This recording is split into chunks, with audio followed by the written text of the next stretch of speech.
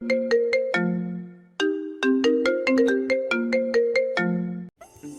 যে extremers love story channel থেকে আমি মেহের বলছি। নিত্য নতুন গল্প পেতে এক্সট্রিমার্স লাভ স্টোরি চ্যানেলটি সাবস্ক্রাইব করে বেল আইকনটি বাজিয়ে দিও, কেমন? আর হ্যাঁ, ধন্যবাদ সবাইকে। আশরাফ কটমট করে তাকায় সিয়াসার দিকে। আবার সেই বুড়ো। আশরাফ ঢুলতে ঢুলতে নিজের ঘরে যাচ্ছে। সিয়াসাকে চুপি চুপি ঘরের বাইরে যেতে দেখেই বের হয়েছিল। মেয়েটাকে একা ছাড়ার সাহস তার মধ্যে আর নেই। তাই তো মামা হয়েও লাজ লজ্জা জলাঞ্জলি দিয়ে গেটের পাশে দাঁড়িয়ে দাঁড়িয়ে ভাগ্নিকে পাহারা দিয়েছে। বাহ, কি সুন্দর! তার মতো মামা প্রত্যেকটা ভাগ্নি ডিজার্ভ করে। ভাগ্নি প্রেম করবে আর মামা পাহারা দেবে, অসাধারণ। খিটখিটে মেজাজে হাঁটতে লাগলো।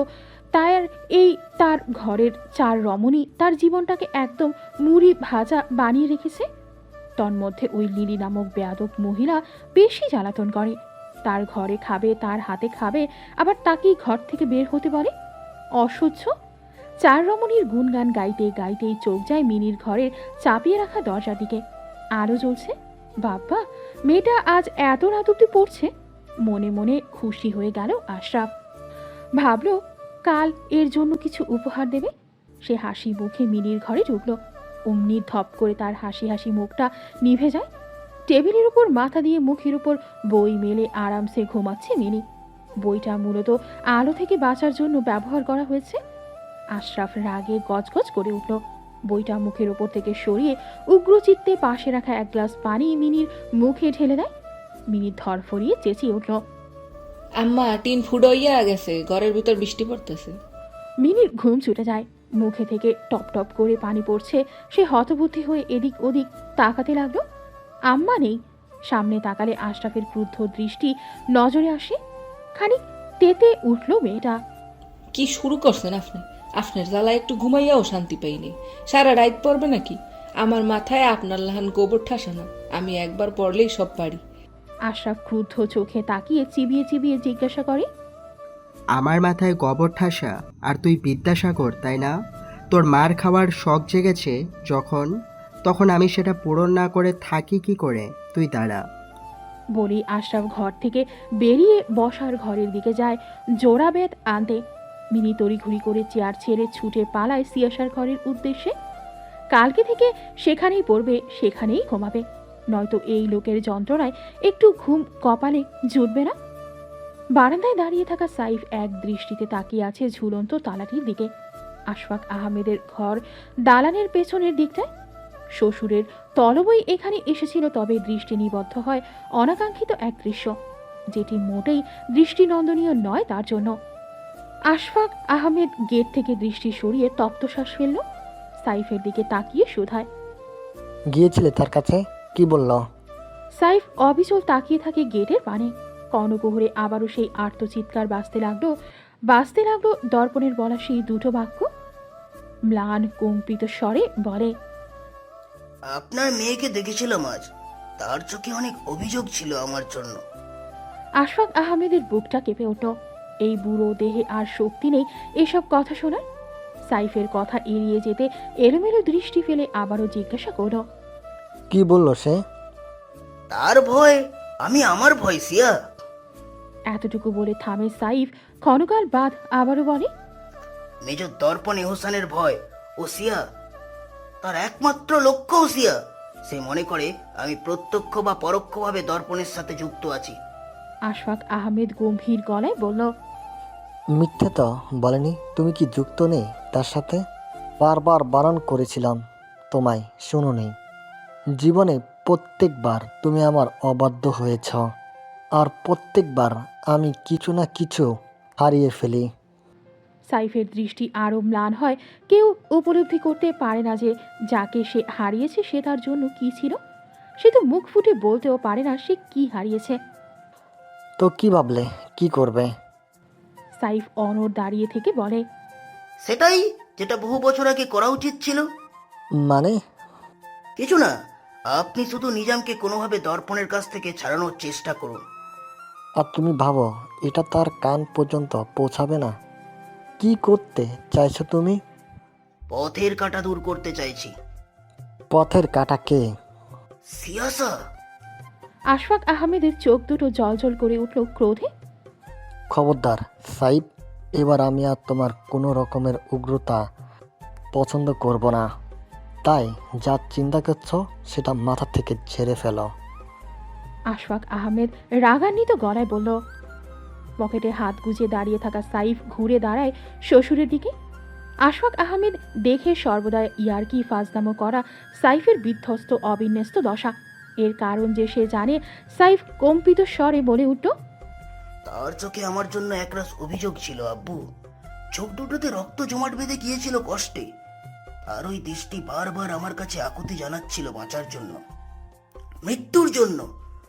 আমার জন্য তাকে এমন পর্যায়ে যেতে হয়েছে যেখানে মৃত্যু সুখের মনে হয়েছিল তার জন্য। আমার আজ শ্বাস নিতে প্রচুর কষ্ট হচ্ছে আব্বু। তার তার এক ঊর্ধ্বশ্বাস আমার কানে এসে লাগছে বারংবার। আমি চোখ বন্ধ করতে পারছি না। আমি এভাবে কি করে বেঁচে থাকবো বলুন? দয়া করে একটুকু আমায় আটকাবেন না। এতে করে হয়তো সে একটু শাস্তি পাবে, তার সাইফের উপর একটু অভিযোগ কমবে। সুঠামদেহী শক্ত পোক্ত হাসি খুশি প্রাণবন্ত সাইফের অক্ষিকুটুরে জমা অশ্রুগুলো তখন বাধাহীন টুপটাপ ঝরে পড়ছে। আশফাক আহমেদ হাঁসফাঁস করে উঠল। কুচকানো চামড়ার হাত দুটো কাঁপতে শুরু করে। বহু বছর পর ছেলেটা এই প্রথম আবারও আব্বু বলে ডেকেছে। কম্পিত গলায় এলোমেলো দৃষ্টি ফেলে সে বলল। যা ইচ্ছা করো, কিন্তু সিয়াকে এর মধ্যে কোনো রকম যেন টানা না হয়। বলেই সে গটগট করে বারান্দা ছেড়ে ঘরে ঢুকে যায়। সাইফ দূর আকাশের পানে ছোট ছোট নক্ষত্রের সমারোহে দৃষ্টি টাক করে শীতল কণ্ঠে বিড়বিড় করে বলল। হবে না, তার ব্যবস্থা করছি শীঘ্রই। আশরাফ টলমলে নয়নে বেরিয়ে আসে বাবার রুম থেকে। দুলা ভাইয়ের খোঁজে গিয়েছিল, এসেছে এই বুক যন্ত্রণা নিয়ে। সে আপার লাশ দেখেনি, তাকে দেখানো হয়নি। শুধু একবার ফোনে দেখানো হয়েছিল তাকে। বদ্ধ নেত্রে আরামে ঘুমিয়েছিল আপা, শুধুমাত্র মুখটুকু দেখেই সে শিউরে উঠেছিল। দ্বিতীয়বার দেখার সাহস হয়নি। ঠিক কতটা যন্ত্রণাময় ছিল মৃত্যুটি। নিজের ঘরে বারান্দার দরজায় থাই গ্লাসের সাথে হেলান দিয়ে দাঁড়িয়ে আছে মৃন্ময়ী। ঘাড় কাত করে হা করে তাকিয়ে আছে ঝুলন্ত শ্রুতি মধুর শব্দ সৃষ্টিকারী ঘণ্টাটির দিকে। বাতাবরণে মৃদু হাওয়া বইছে, তার তালে ঘণ্টাটি দুলছে আর টুংটাং আওয়াজ করছে। এটা তার খুব প্রিয়। পাশে কারোর উপস্থিতি টের পেতেই মৃন্ময়ী ঘাড় ঘুরিয়ে তাকায়। ঠিক তার অপর পাশে হেলান দিয়ে দাঁড়িয়ে আছে আশরাফ। তার ভ্রু কুঁচকে যায়। এই লোক এত শান্ত কি করে? মন্থর গতিতে এগিয়ে যায় আশরাফের কাছে। অন্ধকারেও যেন লোকটির চোখের শিশির বিন্দুর ন্যায় অশ্রু চিকচিক করে আকর্ষণ কাটছে স্ট্রিট লাইটের আলোয়। সে হতভম্ব হয়ে যায়। লোকটি কাঁদছে কেন? ব্যতিব্যস্ত হয়ে চিন্তিত কণ্ঠে শুধায়। কি হয়েছে? আপনি কাঁদছেন কেন? আশরাফ কান্নারত চোখে তাকায় মৃন্ময়ী পানি। মৃদু হেসে বলল। জানো, তোমার মতো আপাও এমন শাড়ি পরে ঘুরঘুর করতো পুরো বাড়ি। দুলাভাই শাড়ি পরা পছন্দ করতো, তাই সে সব সময় শাড়ি পরতো। মৃন্ময়ী এতক্ষণে বুঝল আশরাফের চোখের পানির কারণ। সে মলিন হেসে জিজ্ঞেস করে। আপার কথা মনে পড়ছে? আশরাফ ঘাড় নেড়ে বলে। হুম, সে তো মনেই থাকে সব সময়। মনে পড়বে কি করে মন থেকে বের না হলে? মৃন্ময়ী মলিন মুখে দেখে অচেনা আশরাফকে। লোকটিকে এত নরম কখনো দেখেনি সে বিয়ের পর থেকে। এমন দেখতে খুব একটা স্বাচ্ছন্দ্য বোধও সে করে না। লোকটা খ্যাচখ্যাচ করবে, ধমকাবে, রাগ দেখাবে, সেটাই তো সে অভ্যস্ত। সে ধীর গতিতে এগিয়ে যায় আশরাফের নিকটে, একদম নিকটে। দু হাতে শক্ত করে জড়িয়ে ধরে বলিষ্ঠ দেহটি মাথায় এড়িয়ে দেয় প্রশস্ত বুকটিতে। শুনেছে স্বামীর সকল মন খারাপ, দুশ্চিন্তা, ক্লান্তিরা নাকি দূর হয়ে যায় স্ত্রীর আলিঙ্গনে। আশরাফও মলিন মুখে দু হাতে জড়িয়ে ধরে সরু কোমর। বেটে দেহটাকে নিজের সমান করে মাথা গুজে দেয় মেয়েরই ঘাড়ে। মৃন্ময়ী মৃদু হেসে আশরাফের মাথায় হাত বুলিয়ে দিতে থাকে। নিজের সব দুঃখ ভুলে আশরাফ প্রশান্তি খোঁজে স্ত্রীর কাছে। বেশ খানিকক্ষণ পরে আশরাফ ঘাড় থেকে মাথা তুলে তাকায় মৃন্ময়ীর মুখপানে। মৃন্ময়ী পরম যত্নে তার ললাটে ঠোঁট ছুঁয়ে দেয় দীর্ঘ সময় নিয়ে। আশরাফ চোখ বুঝে নেয় স্ত্রীর কাছ থেকে পাওয়া প্রথম স্পর্শে। শীতল কণ্ঠে শুধায়। একটু প্রশান্তির প্রয়োজন, মৃন্ময়ী দেবে। মৃন্ময়ী খানিক ভরকে যায় লোকটির মুখে প্রথম নিজের নাম স্বাভাবিকভাবে শুনতে পেয়ে। প্রশ্নের মর্মার্থ বুঝতে পেরে লাজুক হাসি ঠিকরে বের হয়ে আসে ওষ্ঠপুটে। তৎক্ষণাৎ ঘাড় গুজে দেয় পুরুষালী গলদেশে, দুহাতে শক্ত করে জড়িয়ে ধরে গলদেশ। আশরাফ নির্বিকার পলাকার ন্যায় ভরহীন দেহটিকে আঁকড়ে এগিয়ে যায় বিছানার দিকে। কম্পিত দেহটি বিছানায় শুইয়ে দিলেও ছাড়ে না জড়িয়ে ধরা গলা। আশরাফ মৃদু হেসে রুক্ষ দাড়িযুক্ত মুখটা ঘষে দিল নরম লাজে আরক্ত গালে। বাকি রাতটুকু আশরাফ নিজের বেসামাল ছোঁয়ায় স্ত্রীর সবটুকু নিজের আয়ত্তে নিয়ে নেয়। আবেশিত মুহূর্তে স্ত্রীর নিকট নিবেদন করে নিজের মধ্যে লালন করা অনুভূতি। জানায় ৩৫ বছরের এই আধবুড়ো কিভাবে সেই প্রথম দিন থেকে ভীতু মেয়েটিকে ভীতু চাহনিতেই প্রেমে পড়ে এবং আজ পর্যন্ত পড়ছে। ভীতু মেয়েটির বিয়ের কথা শুনে পাত্রের সকল খোঁজ খবর বের করেছে। যখন দেখেছে পাত্রপক্ষ খারাপ, তখন নিজ দায়িত্বে সিয়ার কাছে সেগুলো এক্সপোজ করেছে। সে জানে সিয়া কখনো অন্যায় সহ্য করতে পারে না, আর মৃন্ময়ীর সাথে তো একদমই না, যার বদৌলতে আজ সে তার স্ত্রী। মৃন্ময়ী অবাক পানে শুনে যায় ধূর্ত লোকটির কথা। বিয়ে ভেঙেছে এই লোক, বিয়ে করার কারসাজিও করেছে এই লোক, অথচ বিয়ের দিন থেকে তার সাথে এমন আচরণ করছে যেন তাকে জোর করে বিয়ে দেওয়া হয়েছে, আর সে তার ঘাড়ের উপর জোর করে চেপে বসেছে। আশরাফ তখন হেসে কুটি কুটি, মৃন্ময়ী তখন জঙ্গলি ইঁদুর ছাড়ার ন্যায় খামছে দেয় হুলো বিড়ালকে। তবে আজ আর কাঁপাকাঁপি করে ঘর কাঁপায়নি মৃন্ময়ী, বরং স্বামীর নিবেদন করা ভালোবাসায় মুগ্ধ হয়ে তাকেও ভালোবাসার স্বামীয়ানায় ঢেকে দিয়েছে।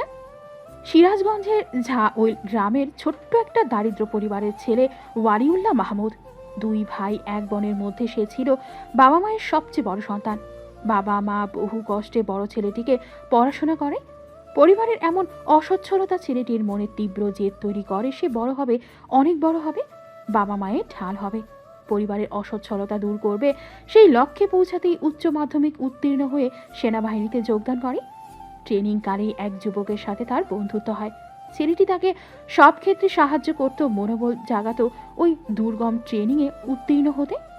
পরবর্তীতে দুজনেই উত্তীর্ণ হয় এবং যোগদান করে সেনাবাহিনীতে। সেই ছেলেটি আর কেউ না, বরং সাইফ চৌধুরী। দুজনের বন্ধুত্বে দিনকে দিন আরো ঘনিষ্ঠ হতে থাকে। একে অপরকে সাহায্যের কথা বলা মাত্র তৈরি হয়ে যেত। এত ভালো বন্ধুত্ব ছিল। তারা একসাথে বহু বছর কাজ করে। তখন সাইফ চৌধুরী মেজর হিসেবে পদোন্নতি পেয়ে যায়। ওয়ালিউল্লাহ তখন তার জুনিয়র পদে ছিল। ওয়ালিউল্লাহর আর্থিক সচ্ছলতা বাড়াতে থাকে। পরিবারকে ঢাকায় নিয়ে আসে, ছোট ভাই বোনকে ভালো স্কুল কলেজে পড়ানো শুরু করে। ওয়ালিউল্লাহ সাইফ তখন তাগড়া যুবক। যৌবনের তেজ, জেদ, কাজের প্রতি ও ইচ্ছা দুটোই বাড়িয়ে দেয়। যুক্ত হয় ট্রাই-7 নামক একটি কেসে। তন্মধ্যে ওয়ালিউল্লাহর ছোট বোন সবে মাত্র 18তে পদার্পণকারী, এক পরিস্ফুটিত ফুল। সেই ফুলটি আক্রান্ত হয় এক কঠিন রোগে। তার 2টো কিডনি বিকল হয়ে যায়। ওয়ালিউল্লাহ বোনের চিকিৎসায় কোনো কমতি রাখেনি।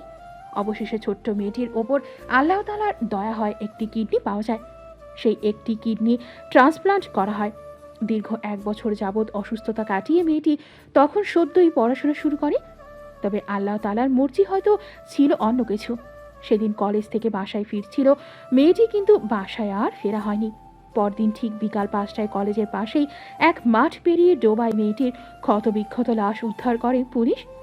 ওয়ালিউল্লাহর পরিবার তখন পাগল, প্রায় সদ্য সুস্থ হওয়া মেয়েটির লাশ তারা দেখতে পারছিল না। আশ্চর্যের বিষয় হলো উক্ত ঘটনায় ওয়ালিউল্লাহকে একদম নির্লিপ্ত দেখা যায়।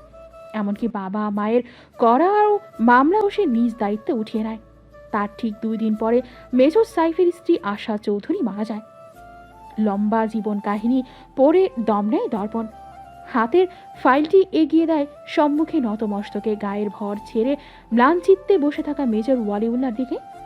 দর্পণ গম্ভীর গলায় শুধায়, এর ব্যাখ্যা কি আপনি দিতে পারবেন স্যার? একজন সামরিক বাহিনীর কর্মকর্তা হয়ে অন্যায়কে প্রশ্রয় দেওয়া? আমি চাইলে আপনাকে অফিসিয়াল জিজ্ঞাসাবাদ করতে পারি। এই কেসের জন্য আমার উপর এইটুকু ক্ষমতা দেওয়া হয়েছে, কিন্তু আমি করব না। আমি চাই না সর্বদা সবার গর্বের জায়গা থাকা মানুষগুলোর ওপরে কেউ কোনো আঙ্গুল তুলুক। এর মানে এই নয় যে আমি অপরাধীদের ছেড়ে দেব। এই মামলা আমি আবার রিঅ্যাপয়েন্ট করব, অপরাধীদের শাস্তির আওতায় এনেই ছাড়ব, আর এর গোড়া কোথায় সেটাও খুঁজে বার করব। মেজর ওয়ালিউল্লাহ চুপ করে শুনে যায়। অতঃপর থমথমে মুখে শুধায়, আমি কি যেতে পারি? দর্পণ তাচ্ছিল্য হেসে ওঠে, টেবিলে 2 হাত রেখে খানিক ঝুঁকে আসে। প্রবল দৃদীক্ষা সংবরণ করে বলে, কখনো ভেবে দেখেছেন এই নিষ্পাপ মেয়েটি তার ভাইয়ের উপর কত অভিযোগ? কখনো ভেবে দেখেছেন শিয়াশা নামক মাহীন মেয়েটি কেমন আছে, কেমন গিয়েছে তার পেছনের জীবন মা ছাড়া? সে অদ্য জানে তার মায়ের জীবনে ঘটা নৃশংসতার কথা। তাদের সাথে ঘটা নৃশংসতার কারণ ও আপনারা, আর আপনাদের এই চোখ কান বন্ধ করে থাকার কারণ তারা ন্যায় বিচার থেকে বঞ্চিত হচ্ছে। নিজেদের কাছে লজ্জা হওয়া উচিত আপনাদের। আপনাদের এমন চুপ থাকার কারণ অপরাধীরা এখনো গায়ে বাতাস লাগিয়ে ঘুরছে। মেজর ওয়ালিউল্লাহ তখনও চুপ করে থাকে। দর্পণের কথা শেষ হতেই থমথমে মুখে বলল, আশা করি আপনার কথা শেষ। আমি আসছি এখন, একটু পরেই স্যার এসে পড়বে। বলেই মেজর ওয়ালিউল্লাহ বেরিয়ে যায় দর্পণের কামরা থেকে। দর্পণ রাগ কন্ট্রোল করতে না পেরে হাতের পেপার ওয়েটটা ছুঁড়ে মেরে নিজের চেয়ারে ধপ করে বসে পড়ে।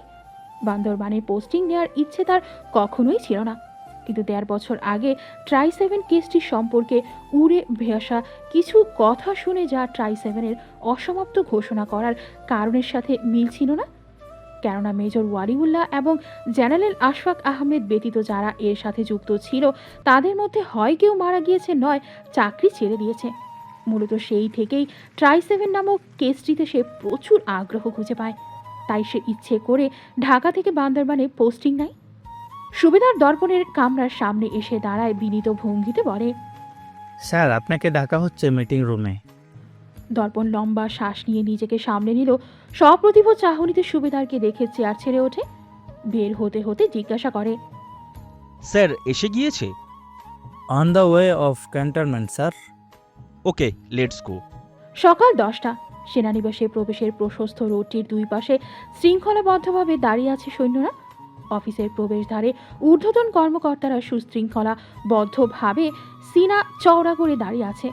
তন্মধ্যেই 4টে গাড়ি ঢুকে সেনানিবাসের প্রধান গেট পেরিয়ে সাথে সাথেই সকলে সশব্দে সেলুট দিয়ে দাঁড়িয়ে পড়ে। দর্পণ সহ ঊর্ধ্বতন সকল কর্মকর্তারাও একইভাবে দাঁড়িয়ে আছে। বর্তমান সেনাপ্রধান জেনারেল ইফতিসাম এনাম প্রসন্ন হলেন সোলজার্সদের শ্রদ্ধাবনত মুখশ্রী দেখে। সে মৃদু হেসে এগিয়ে যায় ঊর্ধ্বতন কর্মকর্তাদের কাছে, একে একে সকলের সাথে কুশলাদি বিনিময় করলেন। বহুদিন বাদ, না বহু বছর বাদ তিনি বান্দরবনে পা রেখেছেন। এখানকার বাতাবরণ সর্বদা তার জন্য অনুকূল এবং প্রশান্তির। কুশলাদি বিনিময় করতে করতেই জেনারেল এনাম মেজর ওয়ালিউল্লাহর সামনে এসে দাঁড়ায়। ওয়ালিউল্লাহ বিনীত ভঙ্গিতে সালাম নিবেদন করে হাত বাড়িয়ে দেয়। জেনারেল এনাম মৃদু হেসে মেজর ওয়ালিউল্লাহর আগা গোড়া পর্যবেক্ষণ করে। প্রগাঢ় হেসে বলল, বলিষ্ঠ দেহে বয়সের ছাপ পড়েছে মেজর। হাত না বাড়িয়ে গলা জড়িয়ে ধরুন। কতদিন বাদ দেখা হলো, একটু খোঁজ খবর তো নিতে পারেন। ঢাকায় গেলেও দেখা হয় না তেমন। বলেই সে মেজর ওয়ালিউল্লাহকে জড়িয়ে ধরল। মেজর ওয়ালিউল্লাহ ঠোঁট টেনে হাসি ফুটিয়ে তোলে। সবশেষে দর্পণের কাছে আসতেই দর্পণের মুখে হাসি ফুটে ওঠে। কর্মজীবনের এই টার্মটাতে লোকটার সাথে তার ভালো একটা বন্ধুসুলভ বন্ডিং তৈরি হয়েছে। শ্রদ্ধা নিবেদন করে সেও হাত বাড়িয়ে দেয় তার দিকে। জেনারেল এনাম প্রসন্ন হেসে উঠল। অত্যাধিক পরিমাণে স্নেহের কণ্ঠে বলল, কাম অন ইয়াং ম্যান, এসব ফর্মালিটি বাদ দাও, বুকে এসো তাড়াতাড়ি। বান্দরবানে তুমি কি এমন মধু পেলে যে এখান থেকে নড়ছই না? বুড়ো এই বন্ধুটাকে ভুলে গিয়েছো? দর্পণ হেসে আলিঙ্গন করে তার সাথে বলে, তেমন কিছু নয় স্যার, আপনি তো জানেন রানিং কেস নিয়ে কত ব্যস্ত থাকতে হয়। ইয়েস আই নো, এর জন্যই তো আমার আশা।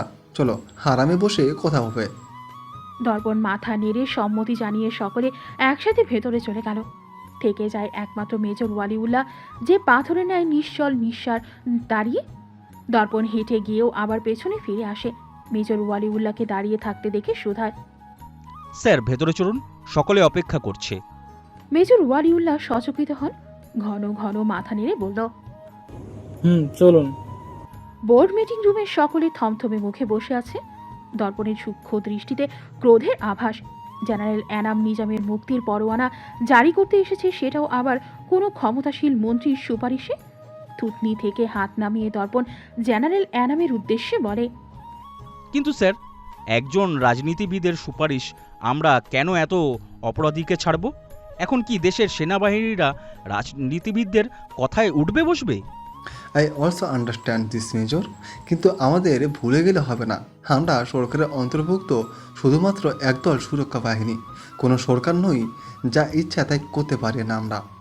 তারা সরকারের সহকর্মী, এছাড়াও তারা যথাযথ প্রমাণ পেশ করেই তাকে ছাড়িয়ে নিচ্ছে। মিথ্যে প্রমাণ? স্যার, সে কোনো মামুলি ছ্যাচড়া ক্রিমিনাল নয়।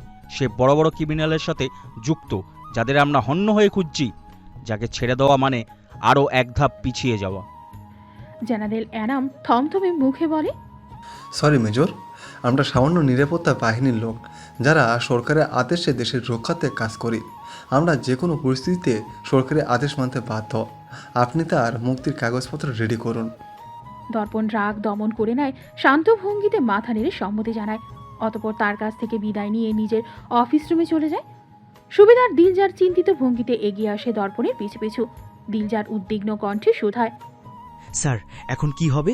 নিজামকে ছেড়ে দিলে আমরা অনেক বড় একটা সুযোগ হাতছাড়া করে দেব। অনেক হয়েছে চোর পুলিশের খেলা। এবার চোরকে ধরতে হলে চোর হতে হবে দিলজা সাহেব। চলুন এখন আমরা ক্রিমিনালকে ধরতে ক্রিমিনালই হই। আইন মেনে চললে কারোর না কারোর পা চাটতে হবে আমাদের। নিজামকে ছাড়া হয় সন্ধ্যা 7টায়। নিজাম দাঁত কেলিয়ে হাসতে হাসতে এগিয়ে আসে দর্পণের সামনে। এসেই ঠিক তার পায়ের সামনে থুতু ফেলে। ফের নাটকীয় ভঙ্গিতে বড়সড় হা করে বলে, আরে আরে, মাফ করে দেন স্যার, আপনি তো আইনের লোক। আমি কি করলাম? আইনের লোকের সামনে থুতু ফেললাম। এখন নিশ্চয়ই আমায় কারাগারে ঢোকাবেন। কি ঢোকাবেন না?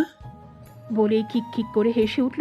সেকেন্ডের মাঝেই হাসি থামিয়ে চিবিয়ে চিবিয়ে বলল, তোদের মতো 10টা মেজর আর এই সোকল্ড আইন পায়ের তলায় রাখি। দেখলে তো প্রমাণ। I want you. এখনো পানি ঘোলা হয়নি বেশি, পুকুর থেকে উঠে যা। দর্পণ নির্বিকার পেছনে হাত বেঁধে দাঁড়িয়ে থাকে। নিজামের কথার পরিপ্রেক্ষিতে মৃদু হেসে বলে, যতক্ষণ পর্যন্ত না পুকুর থেকে শেষ কেঁচোটা তুলছি ততক্ষণ উঠছি না। বলেই সে চোখ মারে। নিজাম দুর্বোধ্য হেসে পা বাড়ায়। জেনারেল ইফতিসাম এনামের সামনে আসতেই নিজাম প্রগাঢ় হেসে বড় বড় একটা সালাম ঠুকে প্রহসনের কণ্ঠে বলে, আপনার এই মেজর বেশি উড়াউড়ি করছে স্যার, আপনাদের নিয়ে ডুববে একদিন। জেনারেল অ্যানাম ক্রুদ্ধ দৃষ্টি নিক্ষেপ করে নিজের পথ ঘোরায়। নিজাম ক্যান্টনমেন্টের রোড থেকে বের হতেই 3 রাস্তার মোড়ে এসে দাঁড়ায়। সম্মুখের রাস্তায় দুটো গাড়ি দেখতেই তার মুখে হাসি ফুটে ওঠে। অদূরে নিজের গাড়িতে থাকা দর্পণ সূক্ষ্ম দৃষ্টিতে সেদিকে তাকিয়ে ইয়ারপ্যাডে থাকা সুবেদারকে কমান্ড দেয়। সুবেদার দিলজার 2 দিক থেকে গাড়ি নিয়ে এগিয়ে আসে। নিজাম নিজের গাড়ির দিকে এগোতেই দেখতে পেল 3 রাস্তা থেকেই 3টা গাড়ি তার দিকে প্রবল বেগে এগিয়ে আসছে। সে ভ্রু কুচকে একবার নিজের গাড়ির দিকে, আরেকবার 2 পাশের 2 গাড়ির দিকে তাকায়। অস্বাভাবিক কিছু আন্দাজা করতে পেরে সে পায়ের হাঁটার গতি দৌড়ে পরিণত করে। কিন্তু কেউ কিছু বোঝার আগেই সেকেন্ডের মাঝে কোত্থেকে যেন 3 রাস্তার মোড়ে মানুষের ভিড় জমে যায়। আচমকা এমন মানুষের ভিড়ে সুবেদার দিলজার দর্পণের ললাটে ভাঁজের সৃষ্টি হয়। এমনকি নিজামের গাড়িরও গতি ধীর হয়। ধীরে ধীরে মানুষের ভিড় কমে যায়। এক একজন করে এক রাস্তায় ঢুকে যায়। ধীরে ধীরে ভিড় কমে যেতেই সকলে আরেক দফা অবাক হয়ে যায়, কারণ রাস্তার মোড়ে নিজাম নেই। দর্পণ চমকে গাড়ি থেকে নামে। নিজামের জন্য আসা গাড়ি দুটো দর্পণকে দেখতেই তৎক্ষণাৎ নিজেদের দিক পরিবর্তন করে নেয়। সুবেদার দিলজার সকলে ভরকে গিয়ে ট্রাফিক সিগন্যালের দিকে তাকায়। গায়ে হাঁটার সিগন্যাল নির্দেশ করছে। দর্পণ বোকা বনে দাঁড়িয়ে থাকে তাদের চোখের সামনে থেকে নিজামকে উধাও হতে দেখে। কন্যা সন্তানের জনক হলে অহরহ বিবাহের প্রস্তাব যেন এক সাধারণ বিষয় সেই বাবার জন্য। সাইফের ক্ষেত্রেও ব্যতিক্রম নয়। মেয়ের জন্য বহু সম্বন্ধ পেয়েছে সে, হোক সেটা ব্যবসায়িক দিক থেকে কিংবা সেনানিবাস থেকে। বহু সরকারি ব্যবসায়িকরা ওত পেতে আছে কিভাবে সাইফ চৌধুরীর মেয়েকে নিজের বাড়ির বউ করবে। এমন কত শত প্রস্তাব সাইফ প্রত্যাহিক পায়, কিন্তু কখনো অহমিকা দেখিয়ে মুখের উপর না করে না, বরং হাসি মুখে বলেছে সময় হলে অবশ্যই ভেবে দেখবে। তেমনি এক সহকারী সফল ব্যবসায়ী ওয়াজেদ খান, যে কিনা সাইফের কাছে বড় ভাইয়ের সমান অদক্ষ কাঁচা হাতে ব্যবসা করতে নেমেছিল, তখন বড় ভাই উপদেষ্টা হিসেবে তার পাশে থেকেছে, সাহায্য করেছে, যার দরুন আজ তার থেকেও সফল সাইফ। সাইফের এই সফলতায় তার থেকে বেশি খুশিও বোধহয় আর কেউ হয়নি। তিনি একদিন বড় শখ করে বলেছিল, তোমার মেয়েটাকে আমার ছেলের জন্য দেবে সাইফ, রাজ রানী বানিয়ে রাখবো। তোমার মেয়েটা আমার অনেক প্রিয়। এমন প্রাণবন্ত মেয়ে আমার একটা প্রয়োজন। তার একমাত্র ছেলে উমায়ের অস্ট্রেলিয়ার এক প্রোগ্রামিং কোম্পানিতে কর্মরত। সেখানকার পি আর পাওয়া আদর্শ গুণের স্বভাব চরিত্রে বাবার অনুরূপ, তেমনি ভদ্র মিশুক। সাইফ ব্যক্তিগতভাবে ওমায়েরকে খুবই পছন্দ করে। দেশে আসলেই তার সাথে দেখা করতে আসবে, এমনকি সে অস্ট্রেলিয়া গিয়েও তার সাথে থেকেছে। তাকে কোনো মতেই হোটেলে উঠতে দেয়নি। সাইফ ইতস্তত করে ওয়াজেদ খানের দিকে তাকায়। ওয়াজেদ সাহেব এবার ভারী বিরক্ত হয়ে শোধায়, সাইফ, আমার কাছে কিছু বলতে যদি তোমার এত ইতস্তত করতে হয় তবে তোমার বলার দরকার নেই। বের হও আমার বাড়ি থেকে, আর যেন আমার চোখের সামনে তোমায় না দেখি। ভাইজান, এমন করছেন কেন? আপনি তো আমার বড় ভাই, তবে আপনি কেন বুঝতে পারছেন না? মেয়ের বাবারা অকপটেই কিছু বলতে পারে না। ওয়াজেদ সাহেবের ভ্রু কুঁচকে যায় সাইফের কথায়। তাদের কথার মধ্যে মেয়ের বাবা ছেলের বাবা কোত্থেকে আসতো আবার? সে ফের বিরক্ত হয়ে কিছু বলতে যাবে, তৎক্ষণাৎ তার মাথায় ঢুকলো সাইফের কথার মানে। চোখ দুটো তার জলজল গড়ে উঠল খুশিতে। উচ্ছ্বসিত হয়ে জিজ্ঞাসা করলো, এই সাইফ, আমি যা ভাবছি তুমি কি তাই বলতে চাইছো? সাইফ মৃদু হেসে মাথা দোলায়। ওয়াজেদ সাহেব হৈ হৈ করে উঠল উল্লাসে। মালতী, এই মালতী, কই গেলে গো? তাড়াতাড়ি এসো। তোমার মনের ইচ্ছা বুঝি এবার পূরণ হলো বলে। কি বলবে? বলো বলো, কি বলবে? তুমি আর আমি ছেলের বাবা নই, ভাই ভাই। যা বলার অকপটে বলে ফেলো। আমি কিছু মনে করব না, বরং খুশি হব। আমি রাজি ভাইজান। উমায়েরকে আমি ব্যক্তিগতভাবে চিনি। আমার চোখে তার থেকে বেটার লাইফ পার্টনার আর কেউ হতেই পারে না সিয়ার জন্য। আপনি ভাবি যদি রাজি থাকেন তবে সিয়াকে দেখতে যেতে পারেন। হ্যাঁ। ওয়াজেদ সাহেবের খুশি চোখ মুখ উপচে পড়ছে। সে তৎক্ষণাৎ বাধা দিয়ে বলল, আমি রাজি। সিয়া আমার মেয়ে, আমি আর ওকে কি ঘটা করে দেখব? তুমি বলো তো, আমি কালকেই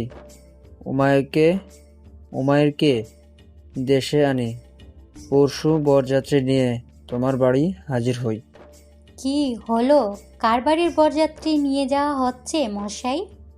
মালতী বেগম রান্নাঘর থেকে বের হতে হতে বললেন, সকালে নাস্তা তৈরি করছিল।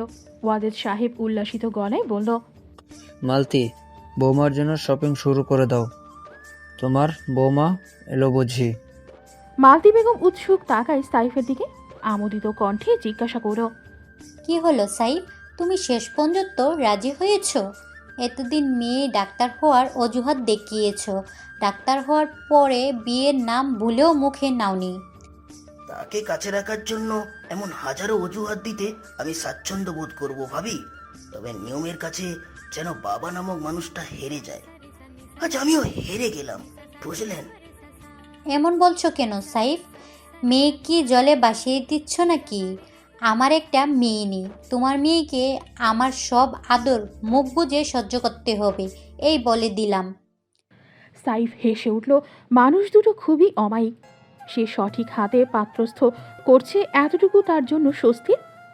সে ফের ইতস্তত করে বলল, ভাইজান, আমি চাইছিলাম যদি কাজটা একটু তাড়াতাড়ি সম্পন্ন করা হয় তাহলে আমার জন্য একটু ভালো হতো। আপনি উমায়েরকে একটু তাড়াতাড়ি দেশে আনার ব্যবস্থা করুন।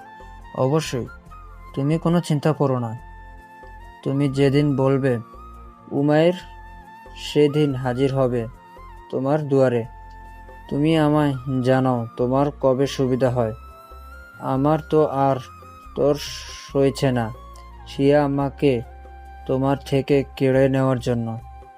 আমার বড্ড হিংসা হয় তোমার এত সুন্দর প্রাণোচ্ছল মেয়েটিকে দেখে। আমারও চাই এই প্রাণোচ্ছল মেয়েটাকে সারাদিন আমার ঘরটিকে আনন্দে হই হুল্লোড়ে মাতিয়ে রাখবে। ওয়াজেদ সাহেব বললেন। সাইফ হেসে উঠে তার কথায় আমি শীঘ্রই জানাবো আপনাকে ভাইজান। ল্যাপটপের স্ক্রিন জুড়ে রক্তাক্ত নিথর দেহাবয়ব। সরু ক্রূর শীতল দৃষ্টি দুটো গুলিবিদ্ধ হয়ে ঝাঁঝরা হওয়া বক্ষের এক এক জায়গায় ঘুরে বেড়াচ্ছে। বেশিক্ষণ দৃষ্টি স্থির রইল না। পিকচারটি সরে গিয়ে স্ক্রিন জুড়ে জায়গা করে নিয়েছে একটা ছোট্ট ভিডিও ক্লিপ। ভিডিও জুড়ে মেজর দর্পণ এহসান প্রেস মিটিংয়ে বক্তব্য প্রদান করছে। এটা নিয়ে তার মাথা ব্যথা না থাকলেও শেষের বাক্যটি কেন জানি তার বুকে খঞ্জর ঢোকানোর মতো আঘাত হানছে। নাফিজ নামক এই দুষ্কৃতিকারী হামলা চলাকালীন সময়ে গুলিবিদ্ধ হয়ে মারা যায়।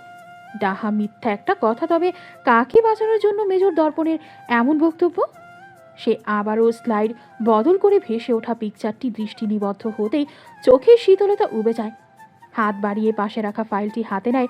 খুলতেই দেখা মিলে আশরাফ আহমেদের জন্মলগ্ন থেকে এই পর্যন্ত এক একটা ক্ষুদ্র তথ্যের সমাহার লিপিবদ্ধ সেথায়। ওষ্ঠদয়ে বাঁকা হাসির দেখা মেলে। ইতিহাস ঘুরে ফিরে সাইফ চৌধুরীর কাছে এসেই তার গতি স্লোথ করে। বহু বছর আগের ন্যায় পরিতৃপ্তি খুব একটা বৃহৎ না হলেও এবার ক্ষতির পরিমাণ একটু বেশি। কেন? প্রশ্নটির জবাব খুঁজলে নাম আসবে দর্পণ এহসান। শুভ্রতায় মোড়ানো কামরাটির চারিদিকে আভিজাতের ছোঁয়া। মার্বেল টাইলসে আবৃত কামরাটি শুভ্র সৌন্দর্য অভ্যন্তরে শুদ্ধ পবিত্র অনুভূতির যোগান দেবে কামনীয় এটি হলেও বাস্তবিকতা ঠিক তার উল্টো। শীতাতপ নিয়ন্ত্রিত কক্ষে অবস্থানরত থাকা সত্ত্বেও অভ্যন্তরে চাপা ভয়, তৈলাক্ত মুখশ্রী, বিবর্ণ ললাট বেয়ে সরু শ্বেত জলের রেখা চোয়াল ছুঁয়ে যাচ্ছে বারংবার।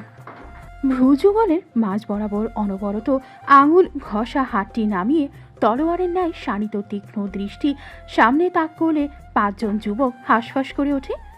দুলতে থাকা রকিং চেয়ারের দোলন থামে। শীতল কণ্ঠে জিজ্ঞাসা করল, নিজাম কোথায় মিরাজ? 3 দিন যাবৎ একই প্রশ্নের সম্মুখীন হচ্ছে মিরাজ। প্রত্যেকবার সে জবাব দিতে ব্যর্থ হচ্ছে। মিরাজ তটস্থ হাতে শ্বেত জলের ফোয়ারা মুছে ফেলে বুড়ো আঙুলের সাহায্যে কণ্ঠে শক্তি সঞ্চার করে বলল, স্যার, গত 3 দিন যাবৎ খুঁজতেছি, কোনো জায়গা বাদ রাখি নাই।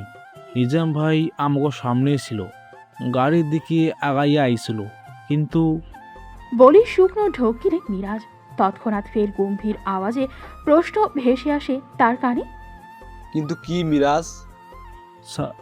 স্যার, হঠাৎ 3 রাস্তার মোড়ে কোথা থেকে যেন ভিড় জমিয়া যায়, কিন্তু ভিড় কমলে নিজাম ভাই ওই জায়গায় ছিল না। ওই সময় খোঁজার উপায় ছিল না। ওই মেজর দর্পণ আগে থেকেই ওইখানে ঘাপটি মাইরা ছিল নিজাম ভাইরে ধরার জন্য। বিগত 3 দিন যাবৎ তোর একই গল্প শুনতে আমার ভাল লাগছে না মিরাজ। ব্যক্তিটি শীতল কণ্ঠে বলল।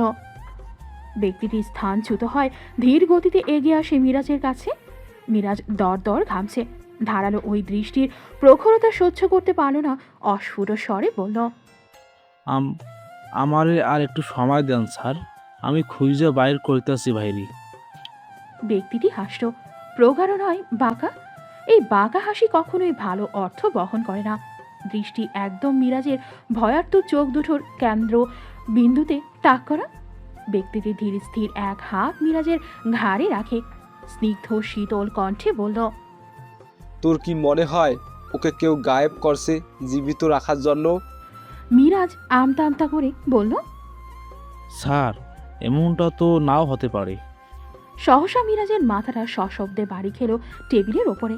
টেবিলের সাথে মিরাজের মাথাটা চেপে ধরে হিসহিসিয়ে বলল, আমার কথার উপর তোর সন্দেহ কি করে হয়? ওটা আমার ভাই ছিল মিরাজ, ওকে কেউ শুধু শুধু গায়েব করেনি। ও যদি দর্পণের হাতে না লেগে থাকে এতক্ষণে ওকে শেষ করে দেওয়া হয়েছে। আমার ভুল যে আমি তোর উপর বিশ্বাস করে এই কাজটা তোকে করতে দিয়েছি। তোর কাজে আমি ভীষণ অসন্তুষ্ট মিরাজ, ভীষণ। ততক্ষণে 2-3টে গুলির আঘাতে মিরাজের পেট ক্ষতবিক্ষত হয়ে গিয়েছে। ব্যক্তিটি কামরার কোণায় ছুঁড়ে ফেলে মিরাজের নিথর দেহটিকে। হাঁক ছেড়ে বলে, এই আবর্জনা পরিষ্কার কর। বাকি 4 জন তড়িঘড়ি করে নিথর দেহটি নিয়ে কামরা ছেড়ে বেরিয়ে যায়। জ্বলন্ত সিগারেট আঙুলের ভাঁজে রেখে 2টো ফু দিতে দিতেই ব্যক্তিটি কামরার সাথে লাগোয়া বারান্দায় হেঁটে যায়। বিশাল আকার প্রাঙ্গণের বাঁ পাশে কবরস্থানে সদ্য সমাহিত করা দেহটিকে আবৃত করে আছে নতুন মাটি। মাটি এখনও শুকায়নি। সামনেই খোদাই করে ফেলা লেখা নাফিজ ইর্তেজা। ক্যান্টনমেন্টের সকলের জন্য বরাদ্দকৃত কবরস্থানে অবহেলায় কবর দিয়ে রেখেছিল ওই সেনাবাহিনীরা, একজন ক্রিমিনাল আখ্যায়িত করে। তার ভাইয়ের জন্য এতটা অপমান কি সহনীয়? বয়সের কারণে ললাটে চিন্তার বলিরেখা সুস্পষ্ট ব্যক্তিটি অস্থির চিত্তে আরও কয়েকটা ফু দিতে দিতে বারান্দা জুড়ে পায়চারি করতে লাগলো। নিজাম যদি দর্পণের হাতে না লেগে থাকে তাহলে সেটা তার জন্য সুখবর, কিন্তু তার হাতে না লাগলে সে কোথায়, কে আছে এর পেছনে? দেশের পরিস্থিতি একদমই তার নিয়ন্ত্রণে নেই। এখান থেকে সাপ্লাইয়ের কাজ সম্পূর্ণ বন্ধ। সব জেলার উপজেলার বড় থেকে ক্ষুদ্রতর ছ্যাঁচড়া ক্রিমিনালটাও দর্পণের হাতে আটক। সে বুঝতেই পারেনি দর্পণ এভাবে তাকে সব দিক থেকে আটকে দেবে। না চাইতেও তাকে এবার অন্ধকার থেকে আলোয় বের হতে হয়েছে। তাকে বাধ্য করা হয়েছে, নাকি এটাই মেজর দর্পণের লক্ষ্য? ঘড়ির কাঁটা এখন তার উল্টো দিকে চলছে। পরিস্থিতি এখন তার অনুকূলে নেই, তবে হতে কতক্ষণ? সে একটু হলেও আন্দাজা করতে পারছে এর পেছনে আর কে থাকতে পারে। ওষ্ঠদয় কুটিল বাঁকা হাসি প্রগাঢ় হয়। তার আন্দাজা যদি সঠিক হয় তবে তার একমাত্র গন্তব্যস্থল সিয়াসা চৌধুরী। মনস্পটে ভেসে উঠল সাইফের অসহায় দৃষ্টি, কিভাবে সুরসুর করে তার পায়ে পড়ে গিয়েছিল মেয়ের জন্য। জ্বলন্ত বুকটা প্রশান্ত হয়ে গেল। চিন্তারা যেন ছুটে পালায় সাইফের ওই অসহায় মুখটি দেখলে। বুকটা ফুলে ফেপে উঠল তার সগৌরবে। নিজের ক্ষমতার ওপর ভালোবাসা গর্ব কয়েক গুণ বেড়ে গেল। অতি উল্লাসে ভাইয়ের নিখোঁজ হওয়া তার কাছে তুচ্ছ ব্যাপার মনে হলো। টাকা থাকলে এমন আরও কত শত ভাই উৎপাদন করতে পারবে ভেবেই ফিস্টে হেসে উঠল। মুহূর্তে মন ফুরফুরে হয়ে গেল তার। পরিস্থিতি আর সময় যখন তার অনুকূলে হবে তখন সাইফ এবং দর্পণ এই নাম দুটো ব্যতীত এর বংশীয় অস্তিত্বটুকুও থাকবে না। ওয়াজেদ খান ফোন হাতে গম্ভীর মুখে বসে আছে। অনবরত ল্যাপটপে টাইপিং করতে করতে উমায়ের তাকায় সেদিকে। এটাকে গম্ভীর বলা যায় না, এক প্রকার বাচ্চাদের মতো মুখ ফুরিয়ে বসা বলা যায়। সে দীর্ঘশ্বাস ফেলে ল্যাপটপ কোলের ওপর থেকে নামিয়ে রেখে ফোন হাতে নেয়। মৃদু হেসে বলল,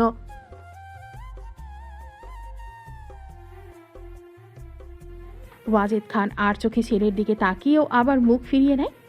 উমায়ের হেসে ওঠে, বাবার বাচ্চা মতে হাসি মুখে বলে, বলেই সে উচ্চ স্বরে হাসতে লাগলো। ওয়াজেদ খান রাগী গলায় বলল, চুপ করো বেয়াদব ছেলে, নিজের তো প্রেম করার মুরুদ নেই। তুমি এসেছো মায়ের প্রেমে পড়ার কারণ খুঁজতে। উমায়ের তড়িৎ গতিতে ঠোঁটের ওপর শাহাদাত আঙুল ঠেকায়। সে একদম চুপ হয়ে গিয়েছে, ভদ্র বাচ্চার ন্যায়। ওয়াজেদ খান থমথমে মুখে বলল, দেশে এসো।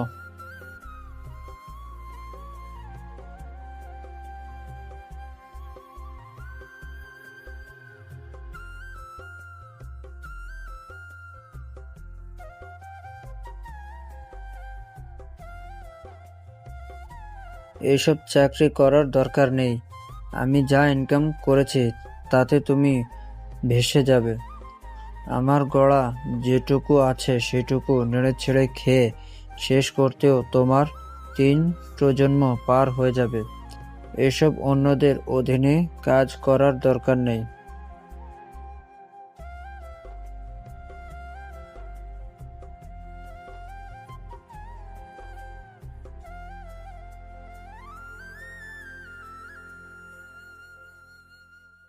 ঠিক আছে, থাকো তুমি তোমার চাকরি নিয়ে। আমি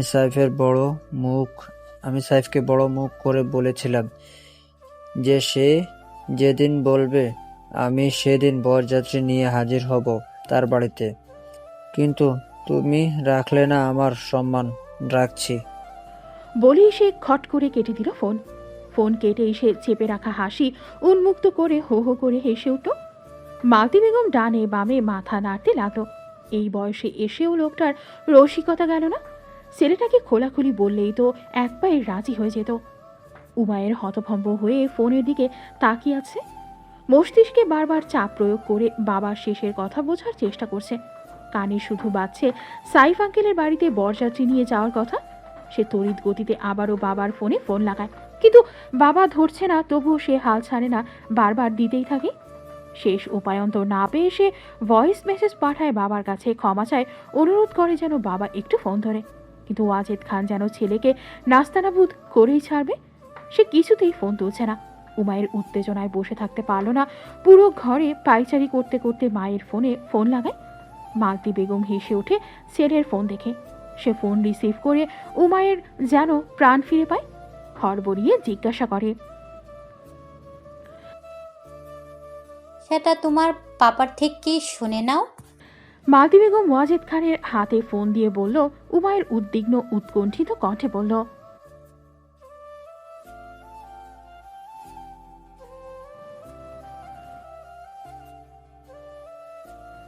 ওয়াজেদ খান আগের মতোই গম্ভীর গলায় বলল, সাইফ বিয়েতে রাজি হয়েছে। সে তোমার আর সিয়াসার বিয়ের কথা বলতে এসেছিল। সে চাইছে তোমাদের বিয়েটা তাড়াতাড়ি সম্পন্ন করতে, কিন্তু তুমি তো আসতে পারবে না। কি আর করার, আমি তাকে বারণ করে দেব। উমায়ের যেন আনন্দে উল্লাসে ফেটে পড়ল। ফোন মিউট করে মুখের সামনে থেকে ফোন সরিয়ে কয়েকবার ইয়াহু বলে চিৎকার করে উঠল। পরপরই গলা খাকারি দিয়ে গম্ভীর মুখ বানিয়ে ফোন সামনে এনে বলল,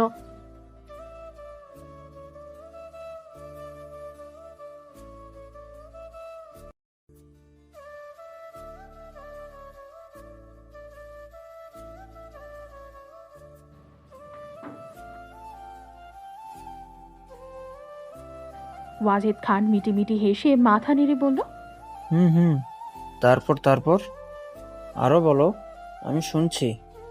উমায়ের ঘাড় চুলকাতে লাগলো। আর চোখে বাবার দিকে তাকালে বাবার ভ্রু নাচানো দেখে তার ইতস্তত আরো বেড়ে গেল। মুখ ফুলিয়ে বলল, ওয়াজেদ খান ও ছেলেকে অনুকরণ করে মুখ ফুলিয়ে বলল, উফ পাপা প্লিজ। উমায়ের কাচমাচু করে শুধায়, মেয়ের অমতে কি সাইফ এত বড় সিদ্ধান্ত নেবে? শিয়া আম্মা অবশ্যই রাজি। উমায়ের চোখে মুখে খুশির ঝলকানি। সে তড়িৎ গতিতে মাথা নেড়ে বলল,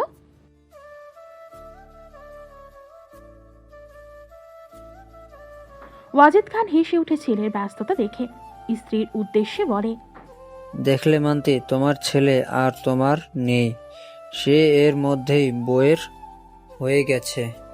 উমায়ের লজ্জায় পড়ে যায় বাবার এমন কথায়। খট করে ফোন কেটে দেয়। তৎক্ষণাৎ ফোনের স্ক্রিনে ভেসে ওঠে সিয়াসার হাস্যোজ্জ্বল ছবি। সাইফ আঙ্কেলের অফিসে একদিন অনাকাঙ্ক্ষিতভাবে দেখা হয় মেয়েটির সাথে। এটি সেখান দিনকার ছবি। বাবার সাথে হাস্যোজ্জ্বল মুখে কথা বলছিল মেয়েটির সাথে বহু বছরের পরিচয়। সেই থেকে অন্তঃকরণে লালন করছে মেয়েটির প্রতি এক অব্যক্ত অনুভূতি, যার নাম সে ভালোবাসা দিয়েছে।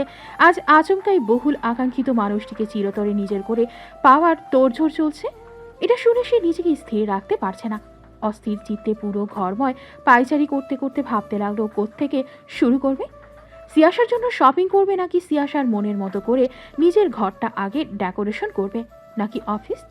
ও শিট, সে তো গুরুত্বপূর্ণ কাজটাকেই ভুলে যাচ্ছে। তৎক্ষণাৎ কাপড় বদলে ছুটে বেরিয়ে গেল অফিসের উদ্দেশ্যে। বসের পা ধরে হলেও ছুটি নেবে, নয়তো চাকরি ছেড়ে দেবে।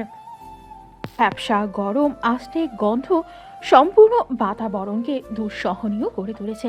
বিশালাকার ধুলোময় গোডাউনের মাঝ বরাবর চেয়ারে হাত পা বাঁধা অবস্থায় পড়ে আছে নিজাম। নিজামের চেতনা ফিরছে ধীর গতিতে। ক্ষীণ আলোয় আলোকিত বিশালাকার কামরা। চেতনা একটু ফিরতেই শরীর ব্যথায় চির বেরিয়ে উঠল নিজামের। সে সচকিত হয়, তবে পরিস্থিতি বোঝার সুযোগ দেওয়া হয় না। তৎক্ষণাৎ তার মুখ শরীর ঝলসে গেল গরম পানির ছোঁয়ায়। গলা ফাটিয়ে চিৎকার করে উঠল। নিজাম অসহনীয় তাপে চর্ম পোড়া ব্যথায় বালতি হাতে মেহমাদ দূরে সরে আসে। ক্যাচক্যাচ শব্দ করে গোডাউনের দরজা খুলে সবেমাত্র ঢুকল সাইফ।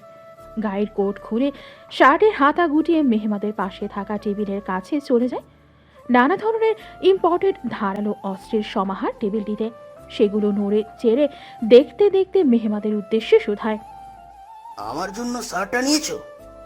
মেহমাদ ঘন ঘন মাথা নেড়ে বলল, হ্যাঁ স্যার, ড্রাইভার একটু আগেই দিয়ে গেল। অস্ত্রগুলোর মাঝ থেকে সাইফ সরু তীক্ষ্ণ শানিত এক ছুরি হাতে নেয়। ঘড়ির দিকে তাকিয়ে দেখে 2টো বেজে গিয়েছে। সে মেহমাদের উদ্দেশ্যে ফের বলে, সিয়াসার হসপিটাল আওয়ার শেষ হতে আর বেশিক্ষণ নেই, তুমি চলে যাও হসপিটালে, এদিকটা আমি দেখে নেব। মেহমাদ বেরিয়ে পড়ে। সাথে সাথে সাইফ অন্যান্য গার্ডদেরও গোডাউন থেকে বেরিয়ে যেতে বলে। সকলে বেরিয়ে গেলে সাইফ ধীর পায়ে হেঁটে নিজামের সামনে দাঁড়ায়। নিগড় দৃষ্টিতে পর্যবেক্ষণ করে তার আগাগোড়া। উদাম গায়ে ছোট্ট একটা শর্টস পরা শরীরের খুব কম জায়গা খালি আছে, যেখানে জ্বলন্ত রডে দগ্ধ সরু পোড়া দাগ নেই। শরীরের জ্বলন সহনীয় মাত্রায় পৌঁছাতেই নিজাম আধো আধো চোখ মেরে তাকায় সামনের দিকে। জিভ থেকে তার লালা গড়িয়ে পড়ছে তার। সাইফের উৎসুক দৃষ্টি নজরে আসতে সে চমকে ওঠে। চোখে মুখে আতঙ্ক ছড়িয়ে পড়ে। পেছনকার ইতিহাস ঘাটলে এতটুকু বেশ বুঝতে পারে আজ আর তার রেহাই নেই।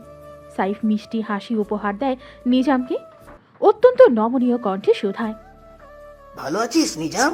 কতদিন পর দেখলাম। না না, কত বছর পর হবে তাই না? তুই দেশে এসেছিস এতদিন জানতাম না, জানলে আরো আগে দেখা করতাম। কোন দুনিয়ায় যে ছিলাম আমি এতদিন তা আমি নিজেই জানি না। কত কিছু ঘটে গেল আমার আড়ালে। যাক, কোনো ব্যাপারই না, দেরিতে হোক দেখা তো হলো তোর সাথে। এতদিন পর দেশে আসলি যে।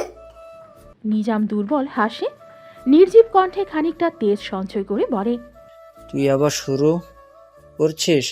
শিক্ষা হয়নি তাই না তোর? ভাইজান জানলে তোর বংশের নাম ও মিটিয়ে দেবে।